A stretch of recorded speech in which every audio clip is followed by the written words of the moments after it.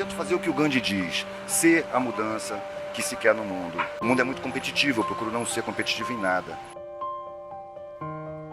Eu fui procurar um sentido e a vida foi se fazendo por si, observando as coisas, aprendendo muito, entendendo por que a sociedade é tão injusta, como os nossos valores são plantados, como as pessoas vivem de forma infernal por acreditar nesses valores, estar sempre querendo, por exemplo, vencer na vida, projetando valores nas coisas, na superfície, esquecendo das coisas que a gente tem por dentro, do afeto, da integração, da solidariedade, da harmonia.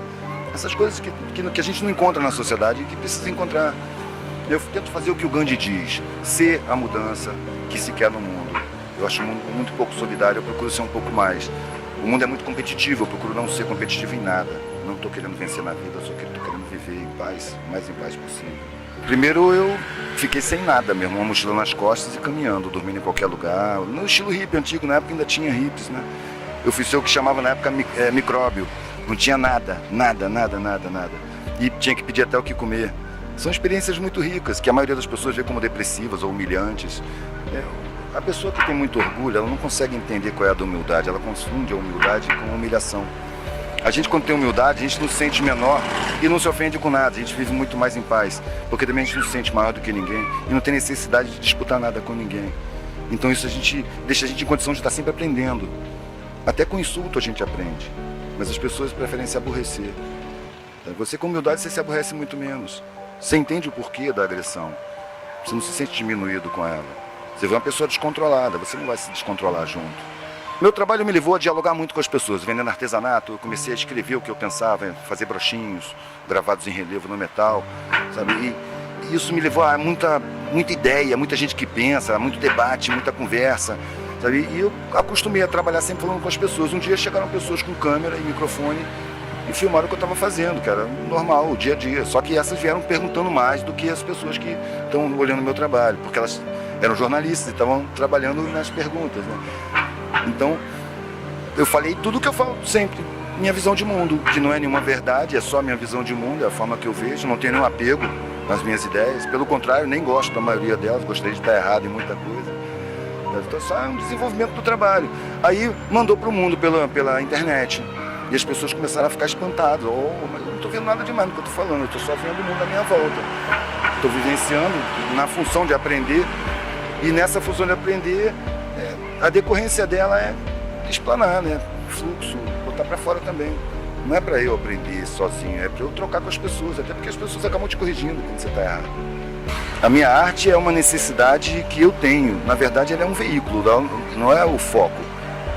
Para mim, não é a arte pela arte. A arte é um veículo que eu uso para dizer o que eu penso. Numa sociedade, numa estrutura social que me maltrata o sentimento. Sabe? Eu sinto as pessoas abandonadas. Eu sinto as injustiças. Eu sinto a opulência e o luxo. Não focalizo assim nas pessoas, não. Mas eu vejo que a estrutura, o sistema social é podre, dominado por pouca gente que não está nem aí com o sofrimento da maioria. Não é possível acreditar que a miséria é necessária. É impossível de acabar com a miséria. É mentira, tem dinheiro, tem conhecimento para isso. Não tem permissão para isso. A miséria serve para submeter o trabalhador por chantagem. Por medo de ficar na miséria, ele aceita trabalhos mal pagos, condições horríveis de trabalho. A formação de privilégios necessita da destruição de direitos. Os direitos da maioria são simplesmente roubados. O Estado não cumpre sua Constituição. Porque esse punhado precisa ter privilégios demais. É preciso roubar os direitos. Por que a educação é uma porcaria? É inegável que a educação é uma porcaria. A pessoa termina o ensino médio e não consegue ler um texto. Às vezes termina o ensino superior e não consegue ler um texto. Então existe uma ignorância plantada. É necessária, é criada para as pessoas não se darem conta do que acontece.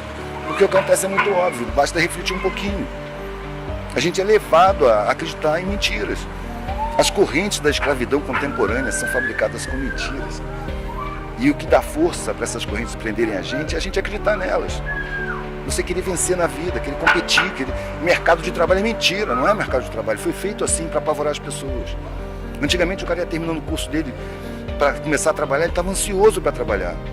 Agora ele está com medo, porque ele vai entrar numa arena onde todo mundo é inimigo de todo mundo.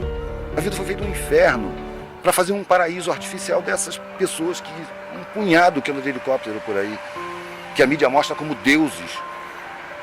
e que hipnotiza as pessoas para ficarem de quatro na presença dessas pessoas. Eu fico indignado aí. Mas as pessoas que não gostam, as pessoas que não gostam mesmo, não se aproximam. Olham, se incomodam e vão embora. Também não entram em contato. Então eu tenho sorte.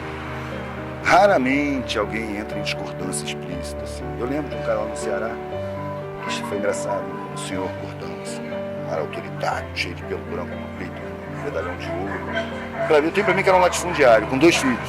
Um igualzinho a ele em miniatura, e o outro completamente diferente. O menino era mais lourinho, sacou? Tinha um olhar mais sagaz, mais inteligente.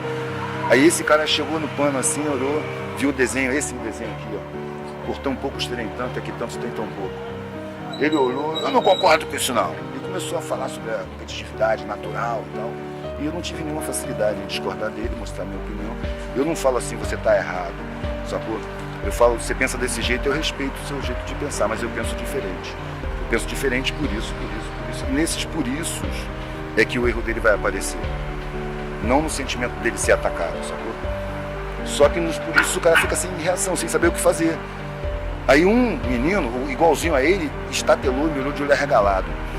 Nunca viu ninguém falar assim com tanta igualdade com o pai dele. Foi o que eu imaginei. O outro me olhou debaixo da franjinha assim, com meio sorriso. Pelo mesmo motivo, nunca vi ninguém falar assim com meu pai. E estava gostando. Aí eu tenho pra mim que ele puxou a mãe. A visão que se tem dessas pessoas, cara, é uma visão bem estereotipada. O que eu fui descobrindo é que são pessoas, não são lixo, como a gente vê. Que tem sentimentos, personalidades, tem pessoas interessantíssimas, tem pessoas agressivas, tem pessoas que piram. Miséria pira, né, cara? É muito sofrimento o tempo todo. Tem uns que piram, cara. Começa a falar sozinho. Tem outros inteligentíssimos, tem outros que têm uma esperteza inata. Tem os que fazem só roda. Tem os boas que não têm expressão nenhuma, que se sentem mesmo um lixo.